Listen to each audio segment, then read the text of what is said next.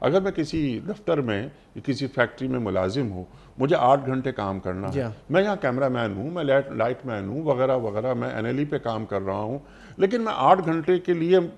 نہیں آتا، میں فرض کیجئے کہ 6 گھنٹے کام کرتا ہوں، 2 گھنٹے میں ڈنڈی مارتا ہوں، تو وہ بھی ناپ تول میں کمی کے زمرے میں آئے گا، اور وہ بھی بالکل اسی طرح ہے جس طرح آپ نے فرمایا کہ 300 گز کا تھان ہے جی اور وہ نکل رہا ہے کوئی 290 گز کا، جی جی تو بالکل ویسے ہی بے ایمانی ہے، ویسے ہی ڈنڈی ماری جا رہی ہے۔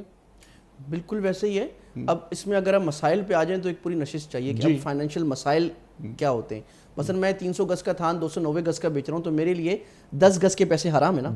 فقہاء نے لکھا، سب کا اتفاق ہے کہ اگر 8 گھنٹے کی بجائے آپ 7 گھنٹے کام کر رہے ہیں تو 1 گھنٹے کی تنخواہ آپ پر حرام ہے، آپ کو واپس کرنا ضروری ہے، وہ واپس جمع کریں۔ یہاں تک لکھا کہ جناب آپ ذاتی کام نہیں کر سکتے، مثلا میں بیٹھا دفتر میں ہوں، اننگ صاحب آ گیا، بھی چائے لے آؤ، پکوڑے لے آؤ، سموسے لے آؤ،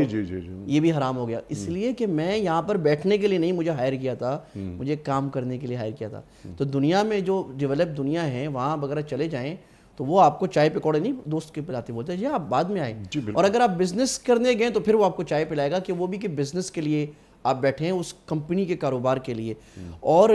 یہاں تک ہمارے اکابر کو ہم نے دیکھا کہ وہ ہم نے واقعات پڑھے، اور کہ وہ اگر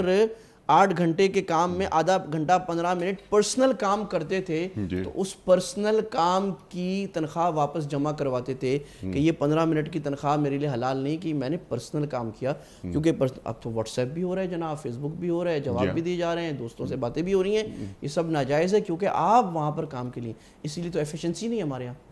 ہمارے یہاں ایفیشنسی نہیں ہے۔ وہ 8 گھنٹے کیا، وہ ہمارے ہاں 100 گھنٹے میں بھی کوئی آدمی اتنا کام نہیں کرتا جو دنیا میں لوگ 10 گھنٹے میں کر لیتے ہیں۔ ہمارے ہاں ماشاءاللہ سے کہ ایک جہاز کے اوپر جتنے زیادہ لوگ ہوتے ہیں دنیا میں آدھے بھی نہیں ہوتے، کیونکہ ایفیشنسی نہیں ہے، وہ تو بیٹھا ہے گپے لگا رہے، چائے پی رہے۔ تو یہ اتنی بڑی خیانت ہے جو قوم کو گھن کی طرح کھا جاتی ہے۔